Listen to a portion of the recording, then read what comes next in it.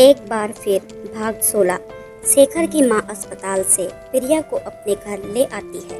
अब आगे प्रिया के मन में अजीब सी कसमकस चल रही थी। उसकी नजरें शेखर को ढूंढ रही थी पर उसे वो कहीं नजर नहीं आया। संकोचवश वो पूछ नहीं पाई, आओ बेटा, तुम्हारे लिए रूम तैयार करवा दिया है। वो उनके पीछे चल दी। विशालकाय मैंसन में मार्बल की सर्पिली सीढ़ियां चढ़ते हुए वह उसे फ्लोर के तीसरे बेडरूम में उसे ले गई। ये तुम्हारे लिए तैयार करवाया है। रूम खुलते ही प्रिया देखती ही रह गई। सर्वेल्स स्टाइल में सजा हुआ बेडरूम, दीवारों पर ग्रे और गोल्ड शेड, फर्नीचर में भी गोल्ड एंड व्हाइट का मिश्रण जो शानदार क्लासी लुक दे रहा था। साइड में antique gold mirror dressing, light grey colour के पर्दे जिस पर छोटी छोटी गोल्ड लीफ बनी हुई थी। सामने दीवार पर खूबसूरत पेंटिंग, दो antique single sofa chair table के साथ लगी हुई थी। कुल मिलाकर डेकोरेशन रूम को महल जैसा लुक दे रहा था। बेटा तुम आराम करो, कोई भी चीज चाहिए तो इंटरकॉम यूज करना। वैसे मैंने स्पेशली सोनिया को कह दिया है, वो तुम्हारा ख्याल रखेगी। बाकी हम और शेखर तो है ही। उसने गर्दन हिला दी। दादी जी कहाँ हैं? नीचे स्टेयर्स उतरकर लेफ्ट साइड में उनका रूम है। बार बार चढ़ने उतरने में दिक्कत होगी, इसलिए लिफ्ट यूज कर सकती हो। उनके जाने के बाद वो डोर लॉक करके बैठ गई। यहीं कोई 15 मिनट बाद डोर पर नॉक हुआ। उसने खोला तो एक लड़की आई। 22-23 साल की उम्र, दिखने में अच्छी लग रही थी। उसने उसे कहा, गुड आफ्टरनून मैम, मैं सोनिया हूँ। आप लंच में क्या लेंगी? जो सब खाएंगे। ओके मैम, कोई भी काम हो तो आप मुझे बुला सकती हैं। उसके जाने के बाद वो सोचने लगी कि उसे इतनी लग्जरी लाइफ की आदत नहीं है। वो यहाँ एडजस्ट कर भी पाएगी या नहीं। शेखर की फैमिली जैसा बनने में उसे काफ़ी वक्त लग जाएगा।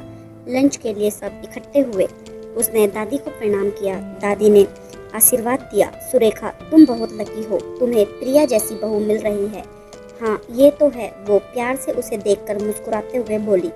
प्रिया बेटा, तुम रूम में ही लंच कर लेती, जितना हो सके आराम करो। हैरत अंगेज बात की, शेखर लंच पर भी नहीं था।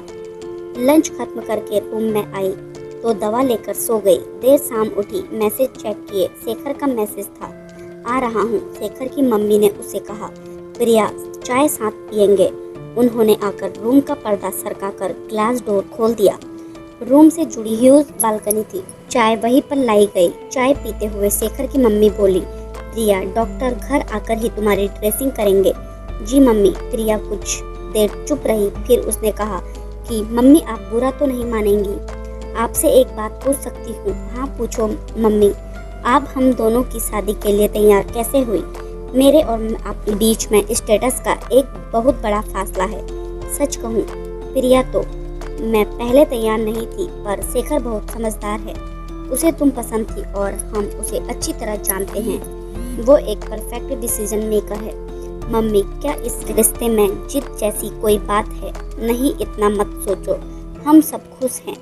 आज प्रिया के अंदर चल रहा डर उसे कम होता प्रतीत हो रहा था। ये सब बातें छोड़ो बेटा, कल तुम दोनों के लिए एक पूजा रखी गई है। सुबह तैयार हो जाना, मैं सोनिया को भेज दूंगी, वो हेल्प कर देगी।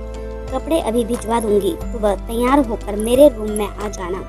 बाय द वे, डिनर में क्या लेना पसंद करोगी? कुछ हल्का खा लूंगी। उनके जाने के बाद प्रिया का दिमाग शेखर की तरफ चला गया कि वो कहाँ। डिनर के वक्त तक शेखर वापस आ गया। उसके पापा उसे डांटते हुए बोले, जब बाहर होते हो तो कम से कम एक फोन तो कर सकते हो। कुछ दिनों में शादी हो जाएगी, घर पर ध्यान देना शुरू करो। आप लोग ध्यान दे तो रहे हैं, उसने हंसते हुए कहा। किसी भी बात का कोई असर नहीं, प्रिया सोच रही थी। फिर वो उसकी ओर मुखातिब हुआ। कैसी हो? शेखर की आवाज़ में नरम थी। ठीक हूँ, उसने धीरे से कहा। उसकी नज़रें प्रिया पर ही टिकी हुई थी। प्रिया को असहज महसूस हो रहा था। उसे लग रहा था कि सब उसे देख रहे हैं। शेखर, मेरी पोता बहू का ख्याल अच्छे से रखो। कितनी कमज़ोर है ये लड़की। जी दादी, बहुत अच्छे से ख्याल रखूंगा, वो उसकी तरफ देखते हुए बोला। डिनर के बाद प्रिया दादी के रूम में उनके साथ चली गई, क्योंकि शेखर का बेडरूम ऊपर ही था। वो चाहती थी कि उसे उसका सामना न करना पड़े। इस सिचुएशन में वो उसकी वजह से ही फंसी थी। जब वो सो जाएगा तभी ऊपर जाएगी। दादी के रूम में काफ़ी देर तक बैठकर उनसे बातें करती रही। वो घड़ी देख रही थी, सोचने लगी दादी भी अब उसे जाने को कहेगी। क्या मैं दादी के रूम में ही सो जाऊं? पर पता नहीं वो अपना रूम किसी के साथ शेयर करती होगी या नहीं। प्रिया, क्या सोच रही हो? अब जाकर आराम करो। जी दादी। वो उठी और ऊपर चली गई। कॉरिडोर में कोई नहीं था। शेखर के रूम का डोर भी बंद था। वो फटाफट से अपने रूम में आई और उसने डोर बंद किया और चैन की सांस ली। शुक्र है शायद वो सो चुका है। तभी उसने देखा बालकनी का ग्लास डोर ओपन था। सर्द रात में भी उसके माथे पर पसीना छलक आया। तभी बालकनी से शेखर ने एंटर किया। वो धम्म से बेड पर बैठ गई। क्या हुआ? कुछ नहीं, आप अभी तक सोए नहीं? तुम्हारा इंतजार कर रहा था। वो मुस्कुराया। मैं तो सोच रहा था कि तुम आज दादी के रूम में ही रहोगी। थैंक गॉड तुम आई तो सही। मैं जानती हूँ ये सब आपने ही किया है। अब क्या कर दिया मैंने? मुझे यहाँ आपने ही बुलाया है। मैं अच्छी तरह से जानती हूँ, उसने गुस्से से कहा। शेखर ने बेड से 2 पिलो उठाए और सिर के नीचे लगाकर लेट गया। अरे वाह, तुम तो बहुत समझदार हो। हाँ, मैंने ही बुलवाया है। अब मैं तुमसे दूर नहीं रह सकता, उसने मुस्कुराकर कहा। इसी को लिव इन कहते हैं। शायद वो उठी और डोर की तरफ बढ़ी। शेखर फुर्ती से डोर से सटकर खड़ा हो गया। कहाँ जा रही हो? लगता है कि तुम्हें खुद पर भरोसा नहीं है कि कहीं मेरी बाहों में आकर पिघल न जाओ। मुझे आप पर भरोसा नहीं है। ये तो सही कहा तुमने, मेरा कोई भरोसा नहीं है। उसने प्रिया की तरफ कदम बढ़ाया। प्रिया पीछे हटने लगी। प्लीज, ये ठीक नहीं है। मेरे शोल्डर पर इंजरी है और दर्द भी बहुत है। मुझे पता है, मैं इतना बेरहम नहीं हूँ, उसने धीरे से उसके करीब आकर कहा। देखिए, मैं शोर मचा दूंगी। ये दीवारें साउंड प्रूफ है। अब सच में वो बहुत डर गई। कुछ दिनों में हमारी शादी हो जाएगी। 1.5 महीना बहुत ज्यादा है माय लव, शेखर ने उसकी आंखों में देखते हुए कहा। नहीं, प्लीज जाइए यहाँ से, प्रिया ने कहकर आंखें बंद कर ली। उसने धीरे से उसके कान पर किस किया। इतना क्यों डर रही हो? तुम्हारा होने वाला पति हूँ, छोड़ दीजिए मुझे। उसकी आंखें बंद थी। वो हंसा और उसने उसे बेड पर बिठा दिया। अब प्रिया ने आंखें खोली। गोली कंधे पर झेल ली। तब डर नहीं लगा और मुझसे इतना डर लग रहा है।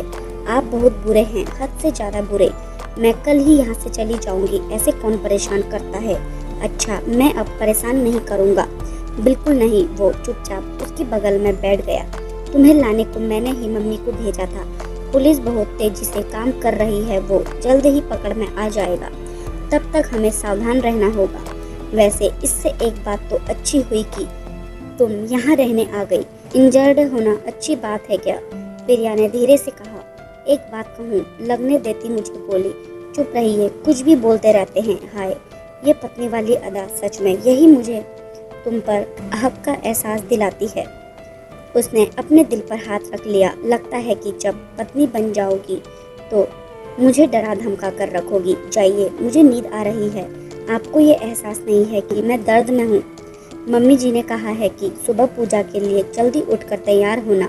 प्लीज शेखर, जाइए, उसने खींच कर कहा। तुम कितनी अनरोमांटिक हो। Okay, good night darling. ठीक से बंद करना, नहीं तो मैं फिर आ जाऊंगा। उसने डोर खोला और चला गया। उसके जाने के बाद प्रिया ने जल्दी से लॉक किया और कपड़े चेंज करके लेट गई। हे भगवान, मैं यहाँ नहीं रह सकती। इस ऊपर के फ्लोर में तो बिल्कुल नहीं। मुझे कुछ तो करना ही होगा। ईश्वर करे वो गोली चलाने वाला जल्दी पकड़ा जाए, जिससे मैं जल्दी वापस जाऊं। और दी के यहाँ आने के बाद एक बार भी फोन नहीं किया।